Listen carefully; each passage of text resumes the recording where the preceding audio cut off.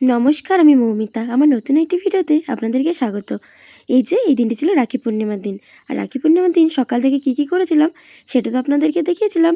আর এখন কিন্তু দেখাচ্ছিলাম যে আমরা কী করে নবদ্বীপ গিয়েছিলাম, আমি আর আমার বর স্কুটি নিয়ে। তারপর ব্যাটারি স্কুটি আমার বোনের। তো সেটা নিয়ে কিন্তু চলে গিয়েছিলাম আমরা নবদ্বীপে। যাই হোক, তো দেখতেই পেলে যে আমরা কিন্তু আমাদের কালিনারপুর ব্রিজ পার করে এখন কিন্তু আমরা ওই ভেতরের রাস্তা দিয়েই যাচ্ছিলাম কৃষ্ণনগরের দিকে। আর দেখো, যেতে যেতে এই রাস্তাটা এত সুন্দর। আমার বরকে বললাম একটু দাঁড়াতে, কিন্তু ও তো দাঁড়ালো না। কিন্তু দেখো, আমাদের ট্রেন মামু ও কিন্তু আমার কথা শুনেছে, ও আমার সাথে সাথেই যাচ্ছিল। যাই হোক, তারপরে দেখো কিছুক্ষণ পর আসার পর এই যে একটা মেয়েকে দেখছো, এই যে গাছ থেকে কিছু একটা পারছিল। তো এখানটায় কিন্তু আমার বর বলছিল আমার শাশুড়ি মায়ের সাথে একবার ও এসেছিলো। তো আমার শাশুড়ি ওটাই লাস্ট আর ওটাই ফার্স্ট। এখানে এসে উনি পড়ে গিয়ে মাথা ফেটিয়ে নিয়েছিল। তো সেটাই ও গল্প করছিল। আর দেখো, এইসব গল্প করতে করতে আমরা কিন্তু একদম হাই রোডে উঠে গিয়েছিলাম। আর বেশিক্ষণ কিন্তু লেগেছিল না আমাদের গাড়িতে। আর দেখো, দেখতে দেখতে কিন্তু এখন আমরা কৃষ্ণনগরের যে আমঘাটা লাইন সেখানেও কিন্তু চলে এসেছিলাম। যাই হোক, চলো এখন নবদ্বীপের দিকে যাওয়া যাক। এই দেখো, লাইন বরাবর পাশের রাস্তা দিয়ে আস্তে আস্তে এখন কিন্তু আমরা চলে এসেছিলাম আমঘাটের স্টেশনের কাছে। আর জানো তো, এই স্টেশনটা চালু হয়ে গেলে প্রায় সকলেরই সুবিধা হবে। এখান থেকে আর বেশি দূর নয়, মায়াপুর বা নবদ্বীপ।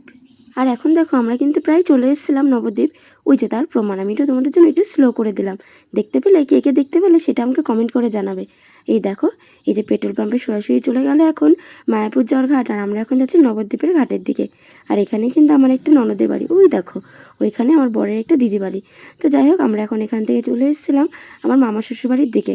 আর দেখো, আস্তে আস্তে আমরা একটা মিষ্টির দোকানে দাঁড়ালাম মিষ্টি কিনতে। কিন্তু জানো তো কি, সেদিনকে একটা মিষ্টিও সেই দোকানটাই ছিল না। এই জন্য অবশেষে আমরা কিন্তু ঠান্ডা নিয়ে বেরিয়ে পড়েছিলাম আমার মামা শ্বশুরবাড়িতে যাওয়ার জন্য।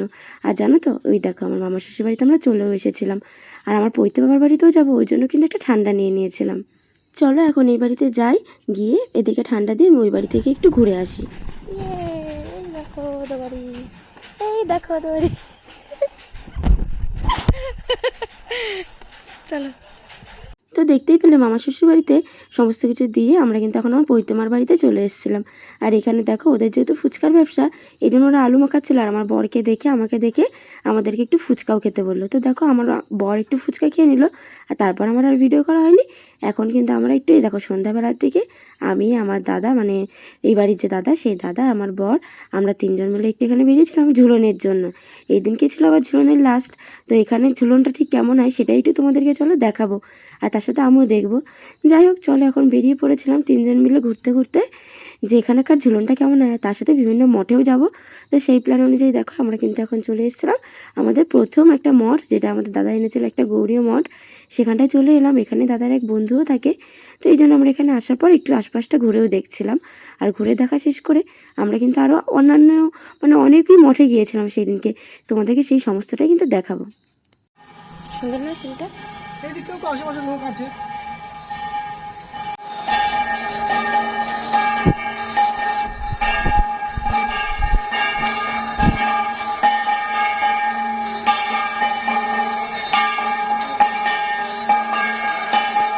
এই দেখো, এখন তোমাদেরকে দেখাবো নবদ্বীপে যে ঝুলন হয় সেটা কিন্তু আমাদের ওদিককার মতো হয় না।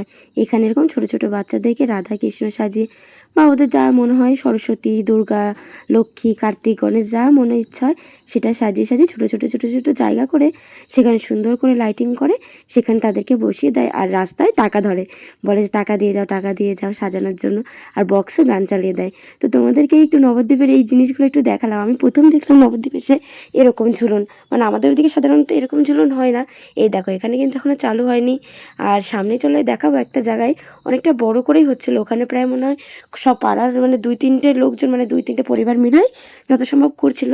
ওটা কিন্তু একটা বেশ বড় ছিল। এই যে আমরা কিন্তু এখন চলে এসেছি সেই জায়গাটাতে। চলো তোমাদেরকেও একটু দেখিয়ে নিই সেই জায়গাটায়। এই দেখো, আমরা কিন্তু এখন গাড়ি থামিয়ে দেখতে চলে এসেছিলাম। আর এখানে কিন্তু রাধা আর কৃষ্ণের ছোটোবেলার থেকে একদম বড়োবেলা অবধি পুরো রূপগুলোই আছে। একটা ছোট কৃষ্ণ, একটা ছোট রাধা, তারপরে আরেকটু তার থেকে আরেকটু বড়, তার থেকে আরেকটু বড়, তার থেকে আরেকটু বড়, এরকম করে করে একদম অনেক বড় রাধা কৃষ্ণও কিন্তু এখানে ছিল। তো যাই হোক, এখন আমাদের এইদিকে মোটামুটি একটু ঘোরা কমপ্লিট। এখন চলো আস্তে আস্তে আমরা নবদ্বীপের ওই পারের দিকে একটু যাওয়ার চেষ্টা করব। এই দেখো, বললাম না যে আমরা এখন একটু নবদ্বীপের ওই পারে যাবো। এই জন্য দেখো, গৌরাঙ্গ সেতুর কাছে চলে এসেছি। দেখো কে কে চিনতে পারলে এখানে দেখে যে এটা গৌরাঙ্গ সেতু, কী দেখে চিনতে পারলে সেটাও কিন্তু আমাকে জানিও। যাই হোক, এখন কিন্তু আমরা গৌরাঙ্গ সেতুটাকে পার করছিলাম।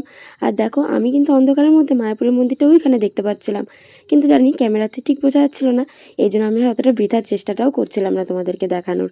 তার কারণ বোঝাই যাচ্ছিল না অন্ধকারে, কিন্তু যেহেতু আমরা কিন্তু ওখানে ছিলাম কাছাকাছি, এই জন্য দেখতে পাচ্ছিলাম। আর দেখো সেতুটা ঠিক চারিপাশ দিয়ে দেখো কী করেছে না, মানে এখানকার আশেপাশের লোকজন পুরো পাট মেলে দিয়েছিল।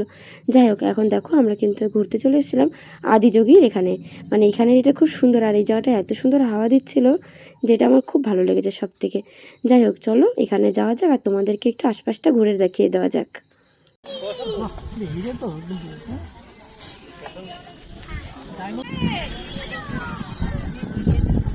কি দারুণ লাগে।